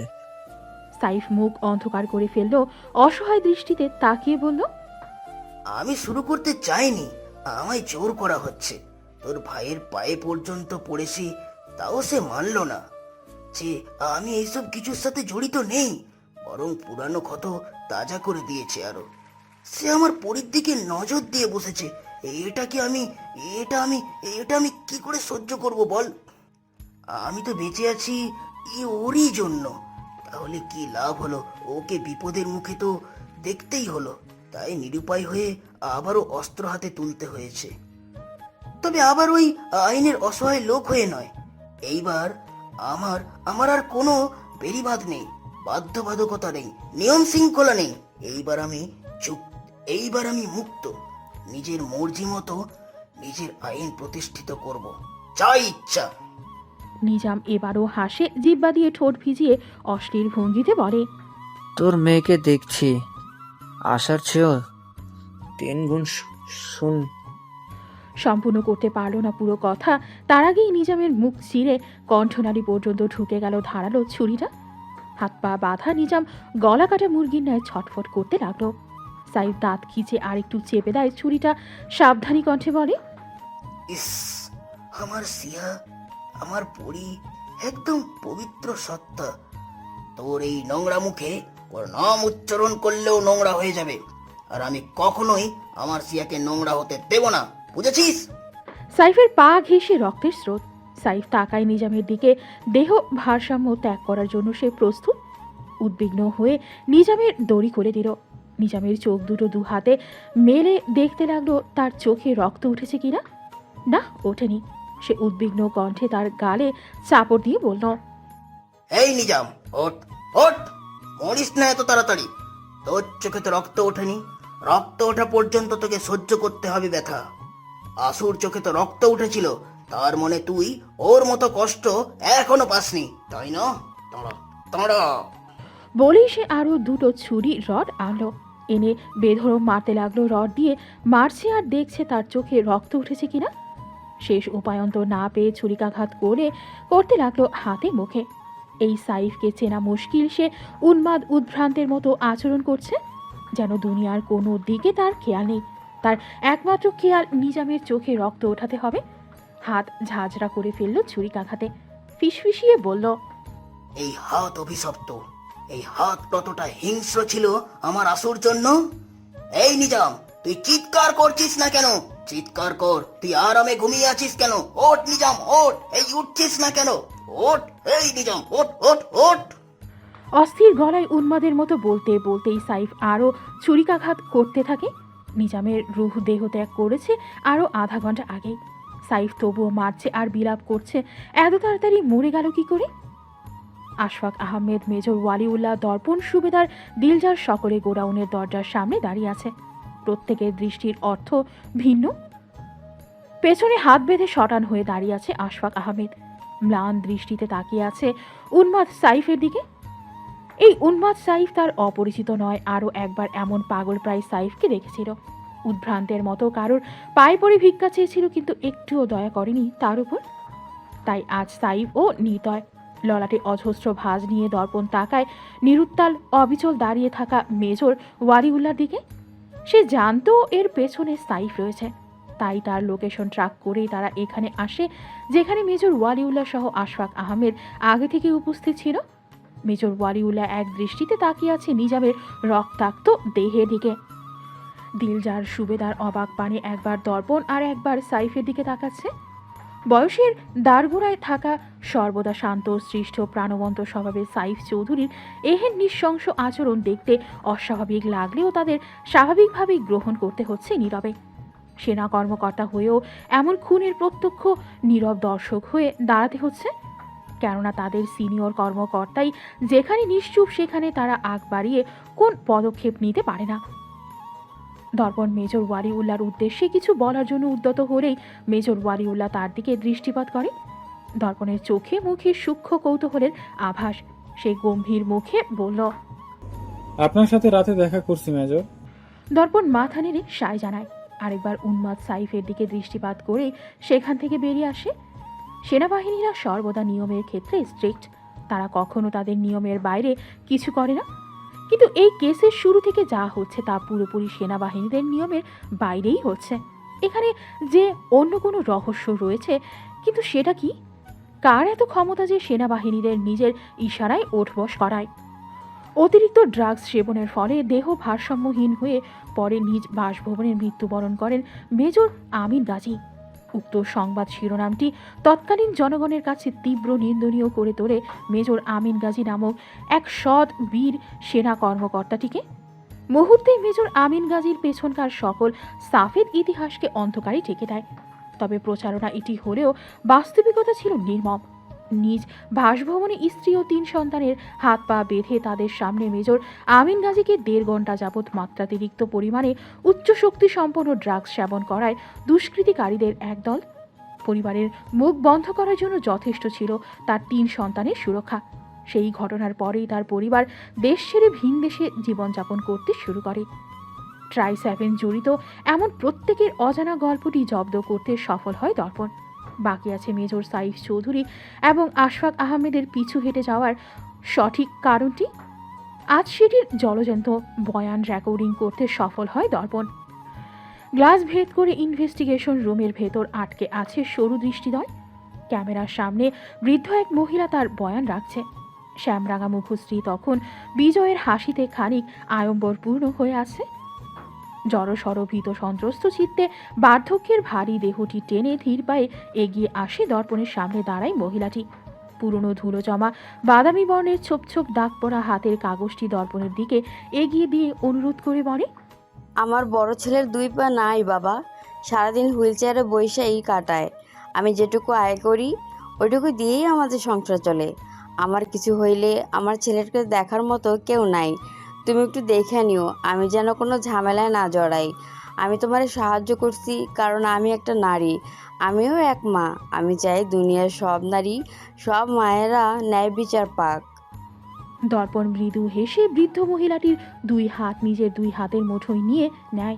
শ্রদ্ধার কণ্ঠে বলল, আপনাদের মতো মায়েদের দেখলে আমার আফসোস আরও বেড়ে যায় চাচি, কারণ দিন শেষে আমি এই সুখ থেকে বঞ্চিত।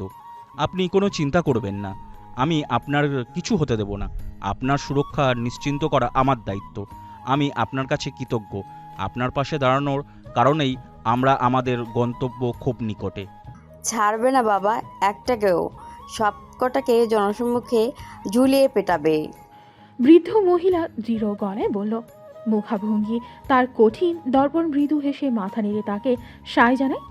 তাকে নিরাপদে বাড়িতে পৌঁছে দিতে বলল ড্রাইভারকে। সে যেতেই দিলজারকে আদেশ করল, তার সর্বোচ্চ সুরক্ষা নিশ্চিত করার জন্য যা করতে হয় করুন দিলজার সাহেব, আর প্রতি মাসে একটা নির্দিষ্ট অ্যামাউন্ট তার কাছে পৌঁছে দেবেন। Okay sir. দিলজার মাথা নেড়ে বলল।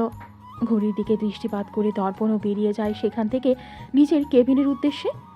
বিকেল 4:30 বাজে। 4:45-এ জেনারেল অ্যানাম মিটিং অ্যারেঞ্জ করেছে, তাতে অ্যাটেন্ড করতে হবে। এমনকি ট্রাই-7 ওপেনের সাথে যুক্ত এবং কার্যরত সকল কর্মকর্তাদেরকেই এই মিটিং অ্যাটেন্ড করতে হবে। 8টা সেনানিবাসের নির্দিষ্ট কয়েকজন ঊর্ধ্বতন কর্মকর্তারাও এসেছে। সে কিছুটা আন্দাজ করতে পেরেছিল সেনাপ্রধান এমনি এমনি বান্দরবন আসেনি, এর পেছনে গুরুত্বপূর্ণ উদ্দেশ্য রয়েছে। সে পা চালায়। দেহে আজ অজানা উত্তেজনা কাজ করছে। মেজর ওয়ালিউল্লাহ রাতে দেখা করার আগ্রহ প্রকাশ করেছেন। আজ ওনাকে নিজের মিথ্যার এই খোলস ছেড়ে বের হতেই হবে, আর কোনো লুকোচুরি খেলা নয়। হাজারো ছোট ছোট ইস্যুগুলো বড় সমস্যায় পরিণত হয়েছে। দেশে শুধুমাত্র ট্রাইসেবল নামক একটা ইস্যুই বিদ্যমান নয়, এরকম আরও ইস্যু রয়েছে যা সামলাতে হিমশিম খাচ্ছে সেনাবাহিনীরা। অহরহ সাধারণ মানুষ মারা যাচ্ছে, অরাজকতার সৃষ্টি হচ্ছে, দেশের শান্তিপূর্ণ স্থিতিশীলতা নড়ে গিয়েছে। সেখানে বিগত 2 বছর ধরে আপনি এই একটা আনসলভড কেসের পেছনে এফোর্ট দিচ্ছেন। আপনার আলোচনা সমালোচনায় পরিণত হচ্ছে। আপনি কি ডিউটিতে গাফিলতি করেছেন? আপনার দায়িত্ব জ্ঞানহীনতা প্রকাশ পাচ্ছে। কারেন্টে সিচুয়েশন রেখে আপনি পুরনো এক কেস খুলে বসে সময় নষ্ট করছেন। আপনি জানেন সেনাবাহিনীদের জন্য আপনি কি? আপনার চৌকসতা, সাহসিকতা, বুদ্ধিদীপ্ততা আমাদের সাথে থাকলে দেশের অস্থিতিশীলতা আরও তাড়াতাড়ি সমাধানে চলে আসতে পারতাম। আই এম সরি মেজর দর্পণ এহসান, তবে আমি বাধ্য হয়েই এই বিষয়ে মুখ খুলেছি। আমি চাই না আর্মড ফোর্সের ওপর কোনো কাণ্ডজ্ঞানহীনতার আরোপ লাগুক। তাই আমরা আপনার সিদ্ধান্ত জানতে চাইছি, কী করতে চাইছেন আপনি? প্রভেদহীন গমগমে গলায় এতটুকু বলে থামল জেনারেল এনাম। বাহারি আলোক সজ্জায় সজ্জিত শীতাতপ নিয়ন্ত্রিত কনফারেন্স রুমের বিশালাকৃতির কনফারেন্স টেবিলের সকলের দৃষ্টি তখন ভরা মেজর দর্পণ এহসানের দিকে। রিজু শিরদাঁড়ায় বলিষ্ঠ, দেহের কাঠামোয় কাঠিন্যতা, তলোয়ারের ন্যায় শানিত সরু দৃষ্টিটি টেবিলের ওপর অনির্দিষ্ট দিকে তাক করা। সকলের দৃষ্টির গন্তব্যস্থলকে খানিক নাড়িয়ে সে মাথা তুলে তাকায় জেনারেল এনামের দিকে। থমথমে মুখে বলল, আমার আরও কিছু সময় প্রয়োজন স্যার। ঠিক কতবার আপনাকে সময় দেওয়া হবে বলতে পারেন? 2 years? If it is not enough for you, then you are a failure. আমি আবার গন্তব্যে খুব নিকটই আছি sir, please give me a some time. কতটা কাছে? কারা আছে পেছনে? জেনারেল এনামের তৎক্ষণাৎ প্রশ্ন। এই প্রশ্নের উত্তর দিতে পারল না দর্পণ। সে জানে না সে তার গন্তব্যের ঠিক কোন পর্যায়ে রয়েছে আর কার পেছনে ছুটছে। জেনারেল এনাম এবার পুরোপুরি অমত প্রকাশ করল দর্পণের প্রস্তাবকে।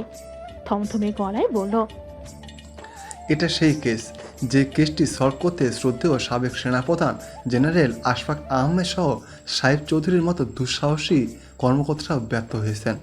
সারা জীবন সফলতা অর্জন করে আসা সোলজারটি সেই ব্যর্থতা গ্লানি ভুলতে চাকরিটাই ছেড়ে দেয়। আর আপনি আজ এত বছর পর আরও একবার সেই কেসের সময় এবং শ্রম দুটি নষ্ট করছেন।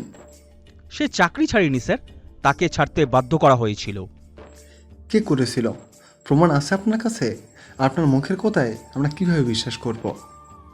For proof this I need some time sir. I am sorry major, high court থেকে নির্দেশ এসেছে আমার কাছে আগামী সপ্তাহে কেসের শুনানি। 1 সপ্তাহের মাঝে যদি আপনি ফলপ্রুফ গুরুত্বপূর্ণ কোনো তথ্য সাবমিট করতে না পারেন, তবে কোর্ট বিবেচনা করবে আপনাকে বাড়তি টাইম দেওয়া হবে কিনা, কিংবা কেসটি পুনরায় আনসলভড ঘোষণা করা হবে। এই বিষয়ে এখন আর আমার হাতে কিছু নেই। 1 সপ্তাহের মধ্যে আপনি যা করার করতে পারেন। জেনারেল এনাম দৃঢ় কণ্ঠে বলল।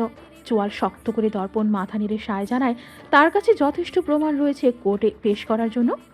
অন্তত নতুন করে সময় আপিল করার মতো প্রমাণ রয়েছে। আর মেজর ওয়ালিউল্লাহর সাথে তো আলাপ করবেই আজ রাতে। তার বয়ান যদি রেকর্ড করতে পারে তবে কেসটি 99.9%ই সলভ হয়ে যাবে। উপরমহল থেকে চাপ আসলেও খুব একটা ভাবল না দর্পণ। মিটিং শেষ হতেই সকলে যে যার মতো কনফারেন্স রুম ছাড়ছিল। মেজর ওয়ালিউল্লাহ তপ্ত শ্বাস ফেলে চেয়ার ছাড়ল। গ্লাসের দরজাটি টানতেই মোবাইলে ছোট্ট একটি টোন বেজে উঠল। সে হাঁটতে হাঁটতেই পকেট থেকে ফোন বের করে অন করল। পা দুটো থমকে যায়। আইসক্রিম মুখে নিজের 12 বছরের মেয়ের হাস্যোজ্জ্বল ছবিটি দেখে মেয়ের হাত ধরে বসে থাকা লোকটির মুখ যে তার খুব চেনা। মেজর ওয়ালিউল্লাহকে দাঁড়িয়ে থাকতে দেখে জেনারেল এনাম কক্ষ থেকে বেরিয়ে যেতে যেতে মৃদু উচ্ছ্বাসিত কণ্ঠে বলল, have a good day major. Major Waliullah তার গমনের দিকে এক দৃষ্টিতে তাকিয়ে থাকে। তার ঘোর ভাঙে আরেকটি মেসেজ টোনে। একটা ভিডিও ক্লিপ এসেছে ছাড়ছে ছোট একটা মেসেজ। আপনার মেয়ে আইসক্রিম খুব ভালোবাসে। হাত দুটো মৃদু কাঁপছে। তৎক্ষণাৎ শক্ত করে হাত মুঠো করে নিল মেজর ওয়ালিউল্লাহ। কম্পন থামতেই যেদিকে পা বাড়াচ্ছিল সেদিক থেকে ঠিক তার উল্টো দিকে পা বাড়াতে লাগলো, যেন সে ভুল পথে যাচ্ছিল, তাকে সঠিক পথের দিক নির্দেশনা দেওয়া হয়েছে। সিয়াসার দিনকাল ইদানিং খুব ভালো যাচ্ছে। মন মেজাজ খানিক ফুরফুরে, দর্পণ নিয়মিত যোগাযোগ রাখছে, তাকে অভয়ও দিয়েছে সে সব ঠিক করে দেবে। দর্পণ যখন বলেছে সে সব ঠিক করে দেবে, তখন আর কিসের চিন্তা? দর্পণ নামক লোকটির ওপর যে ইতিমধ্যেই সিয়াসা অন্ধের মতো বিশ্বাস করে। আদৌ কি ভালোবাসা প্রিয় সহজ সরল মেয়েটি নিজের বিশ্বাসের মূল্য পাবে? বাতাবরণে এমন শঙ্কাজনক প্রশ্ন হরহামেশাই ভেসে বেড়ায়। তবে শঙ্কা তৈরি করা এই প্রশ্নগুলো যেন সিয়াসা নামক প্রাণোচ্ছল মেয়েটিকে ছুতেই পারে না। ভালোবাসা তার বিশ্বাস হচ্ছে একে অপরের পরিপূরক। তুমি ভালোবাসতে জানলে তোমায় বিশ্বাস করতে জানতে হবে, নয়তো সেই ভালোবাসার সময়সীমা খুব একটা সন্তোষজনক হবে না। সিয়াসাও এই থিসিসই মেনে চলে। রাত 10:40। রান্নাঘর থেকে গুনগুন শব্দ ভেসে আসছে। মৃদু এই কণ্ঠেই যেন অভ্যন্তরীণ প্রসন্নতা ঠিকরে বেরোচ্ছে। ফ্রাই প্যানে থাকা সবজি হাতের তালুতে একটু নিয়ে চেখে দেখে তাতে 1 চামচ ঘি ছিটিয়ে দিয়ে স্টোভ বন্ধ করে দেয় সিয়াসা। সিয়াসার বাবা মা দুটোই সাইফ। সুপারম্যান তার বাবা। ছোটবেলা থেকেই তার হাসি, ওই কান্না, রাগ, দুঃখ সব কিছুর প্রথম হকদার হবে সাইফ। বাবার সাথে রাগ করলেও বাবার কাছেই রাগ কমানোর ঔষধ খুঁজত। বাবার থেকে পাওয়া আনন্দের ভাগিদারও আগে বাবাকেই বানায়। কান্না করলে ওই বাবার বুকে থেকেই কান্না করবে। মেয়েটির জীবন শুরুই হয় বাবার থেকে। সেই বাবা আজ এতদিন ধরে তার সাথে কথা বলছে না, এমনকি চোখ তুলেও তাকাচ্ছে না। বাবার থেকে দূরত্ব তৈরি হচ্ছে, এটি মনে আসতেই মেয়েটির শ্বাস আটকে যাওয়ার উপক্রম। তাই আজ আটঘাট বেঁধে নেমেছে বাবার মান ভাঙিয়েই ছাড়বে। মিক্সড ভেজিটেবল বাবার পছন্দের তালিকায় প্রথম, তাই এটাকেই সিয়াসা প্রথম হাতিয়ার হিসেবে ব্যবহার করেছে, যেন বাবার একটু কাছে যাওয়া যায়। বাচ্চা, এদিকে এসো। কতদিন হলো এমন মধুর ডাক শোনেনি। তার কান তরপাচ্ছে বাবার আদুরে গলা শোনার জন্য। মৃন্ময়ী মনোযোগ সহকারে পুরো রান্নাটা দেখল। বুঝতে পেরে খানিক আনন্দের নীরব হাসি বয়ে গেল তার ওষ্ঠদয়। সিয়াসার থেকে সব রান্না শিখে নিয়েছে সে, যেভাবে ঘরের সকলে খাবার খেতে অভ্যস্ত। মৃন্ময়ী বাকি খাবারগুলো গরম করে ফেলল। মিনি হাতে হাতে সব কিছু টেবিলে সাজিয়ে ফেলেছে। আশফাক আহমেদ গম্ভীর মুখে উড়ুতে পা উঠিয়ে টেলিভিশনের সামনে বসে আছে। তাকে বেশ গম্ভীর দেখা যায় ইদানিং, যদিও সে স্বভাবগতই স্বল্পভাষী, এখন আরও কিছুটা বেড়েছে। মিনি হেলে দুলে হাঁটছে, গান গাচ্ছে। তার মন মেজাজও আজ খুব ভালো। ক্লাসে প্রথম হয়েছে শুনে আম্মা আব্বা খুব খুশি হয়েছে। মামা মোলায়েম কেক কিনে দিয়েছে। আফায় নতুন জামা কিনে এনেছে। তার খুশির অন্ত নেই। সিয়াসা মিনির উৎফুল্লতা দেখে মৃদু হাসত। মেয়েটির পেছনে একটু এফোর্ট দিতে পারলে একদিন বড় কিছু হতে পারবে। পরিবারের এই অভাব অনটন ও নিজেই দূর করতে পারবে। সে হাত মুছে রান্নাঘর থেকে বেরিয়ে গেল। রান্নাঘর থেকে বেরিয়ে সিয়াসার সোজা নানু ভাইয়ের গা ঘেঁষে বসে পড়ে। আশফাক আহমেদ ধ্যানচ্যুত হয়, কাঁধে কারোর মাথা রাখায়। সিয়াসাকে দেখতেই সে মৃদু হেসে এক হাতে আগলে নেয় নাতনিকে। সিয়াসা নানু ভাইয়ের দিকে তাকিয়ে শুধায়, বুড়ো, তোমার মন খারাপ কেন? আমার গিন্নির এখন বুঝি সময় হলো এই বুড়োর দিকে খেয়াল দেওয়ার?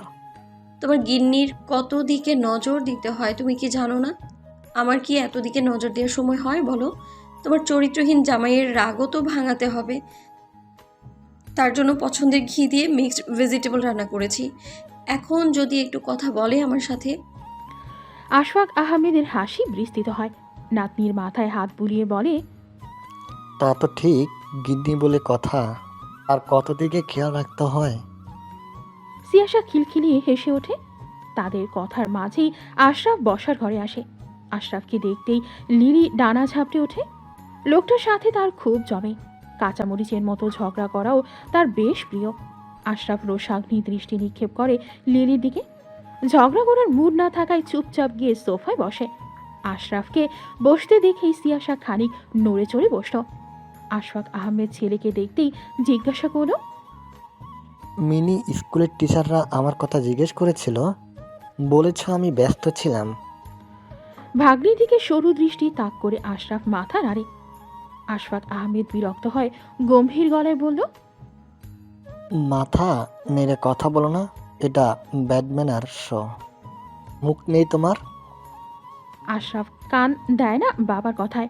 ৩৫ বছর বয়সে এসে ম্যানার্স শেখার ধৈর্য আর ইচ্ছে একটাও নেই তার মধ্যে। যা শিখেছে তাতেই চলবে, সে তো নিগুড় দৃষ্টিতে পর্যবেক্ষণ করছে সিয়াসার গায়ে থাকা টি শার্টটাকে।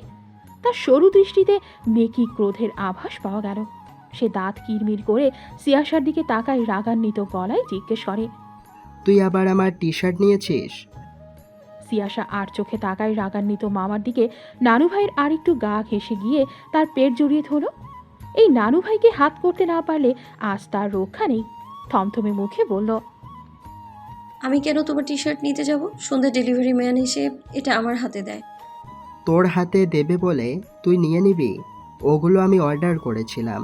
তোর ভয়ে আমি লাইট কালারের টি শার্ট পরা বাদ দিয়েছি, তাই এইবার ডার্ক কালারের টি শার্ট আনিয়েছি। তুই সেগুলো নিয়ে নিয়েছিস? নাম লেখা আছে তোমার, আমার হাতে দিয়েছে, তার মানে আমার। তুমি জানো না আমার নতুন নতুন টি শার্ট অনেক ভালো লাগে? আর টি শার্ট তো টি শার্ট হয়, ডার্ক আর লাইট কি আছে নাকি? পেমেন্ট আমি করেছি, তাহলে ওটা আমার। আগে যখন আমি লাইট কালারের টি শার্ট পরতাম তখন যে তুই বলতি লাইট কালারের টি শার্ট মেয়েরা পরে, ছেলেরা পরে না, সেই বলে তুই আমার সব টি শার্টগুলো নিয়ে নিতি। এখন কি হলো, তুই ছেলেদের টি শার্ট কেন পরেছিস? ওটা তো তোমার টি শার্ট নেওয়ার জন্য বলতাম। আর ডার্ক কালারও আমার গায়ে ভালো লাগছে, দেখো ফর্সা গায়ে বেশ ভালো মানিয়েছে। এখন থেকে আমি ডার্ক কালারও পরবো। সিয়াসা উচ্ছ্বাসিত হয়ে নিজেকে ঘুরিয়ে ঘুরিয়ে দেখিয়ে বলল। আশরাফ তেতে উঠল। এখন থেকে ডার্ক কালারও পরা শুরু করবে, তার মানে তার আর একটা টি শার্টও খুঁজে পাওয়া যাবে না। শিয়ার বাচ্চা, তোর খবর আছে? আশরাফ তেতে উঠল। সিয়াসা তড়িঘড়ি করে নানু ভাইয়ের টি শার্ট ধরে টানতে লাগলো। আশফাক আহমেদ ধমকে উঠল ছেলেকে। কি শুরু করেছো তুমি? একটা টি শার্টে তো তোমার টাকা আমি দিয়ে দিব, আরটা কিনে নিও, এটা ও পরুক। একটা? কে বলেছে তোমায় একটা? গুনে গুনে 5টা টি শার্ট ওকে বের করতে বলো, আর 4টা, নইলে আজ ওর খবর আছে। আশফাক আহমেদ গম্ভীর মুখে সিয়াসার দিকে তাকালো। সিয়াসা কাচুমাচু করে হেসে উঠল নানু ভাইয়ের দিকে তাকিয়ে। আশফাক আহমেদ দীর্ঘশ্বাস ফেলে বলল, ঠিক আছে, 5টা টাকায় দিয়ে দিব আমি। এই ডিজাইনের কি আর পাবো? চাই না আমার টাকা। তুমি ওকে আমার টি শার্ট দিতে বলো। একটা নিয়েছে মানলাম, আর 4টা দিতে বলো। সিয়াসাও ঠোঁটে ঠোঁট চাপলো, সে দেবে না একটা টি শার্টও। টানা টানা চোখে রাজ্যের উৎসাহ নিয়ে বলল,